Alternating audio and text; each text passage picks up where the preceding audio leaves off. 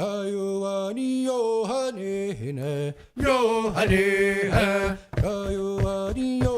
Wampum Visions art exhibit was hosted by the Native North American Traveling College. The exhibit was an opportunity for local artists to portray what the history of wampum means to them.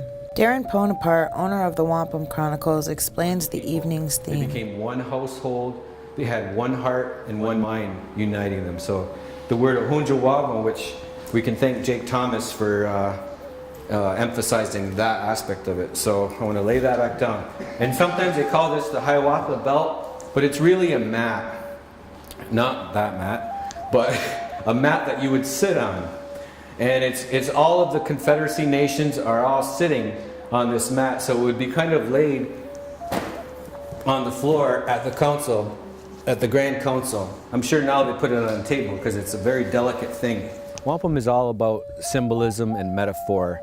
Our ancestors were poets. You know, their day-to-day life, they spoke in poetry, and they use beautiful imagery to convey very complex ideas. Local artist and storyteller David Fadden explains the inspiration behind his painting. Then he took those beads and he put them on strings in different designs. And then he hung them on a rack.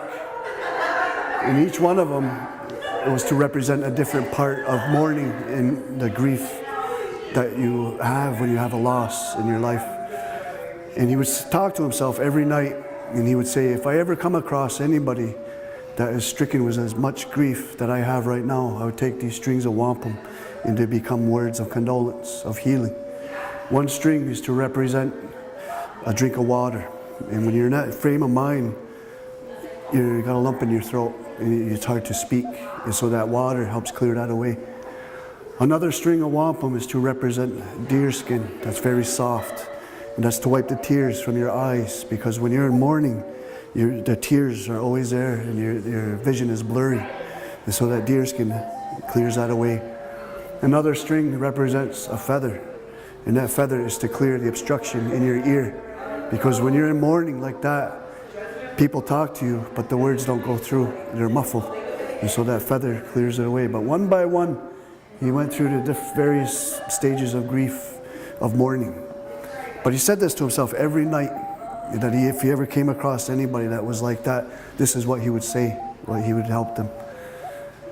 One night he was saying those words of condolence when the peacemaker was passing through, and he overheard Akwesasne saying these beautiful words.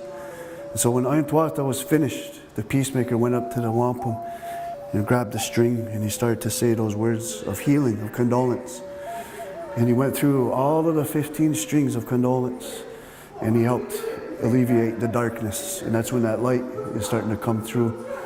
And I did this painting when my grandfather was getting old, and he developed Alzheimer's, and he was slowly disappearing. And so for me personally, this has a lot of meaning because I was going through that grief. And so I only had a little bit of understanding of what Akwesasne went through. And that's this painting. Artist Kit Thomas describes what wampum means to her and how with tradition comes family and roots. I just want to show like strength and roots, culture, something I'm coming back to, moving back home. It's a lot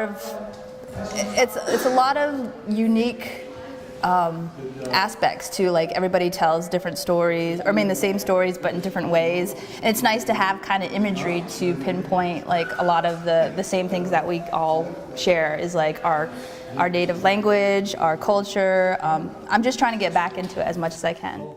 Victoria Ransom designed an interactive piece to signify her interpretation of wampum.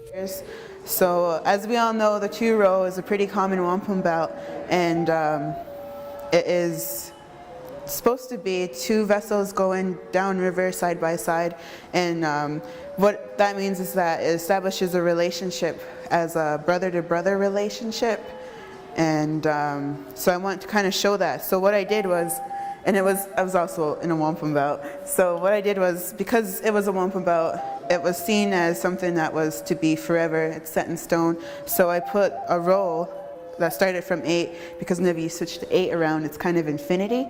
So that means that it's sacred and it's to be honored forever. And then, as you can see, it goes down, and it starts to go down, and then it kind of just dwindles off into nothing. And That's another part about how it's been dishonored throughout the years. And it's also an interactive piece. You can actually move this guy with the 2 or 3 layers, and maybe if you want to keep on going, you can continue doing it. And then you'll see that the relationship is no longer to brother, but rather it's father to son. And you can see how that has happened in colonization with the Indian Act and other things. So, like I said, it's a thing that continues to invigorate people, continues to cause insight. It's a mystery tradition that we were all born into, and it's always going to continue to evolve and challenge us. Our culture is not a dead thing. It is not carved in stone. We don't have to live up to it. It's here for us. It's here to serve our purposes. It's here to be the music in our lives, and it has served that, and it's beautiful, and it's something we can always take great pride in. There's so much that we should be proud of in our culture, in our history, in our survival, and Wampum is the beauty of it all. Elena Jacobs, Akwesasne TV.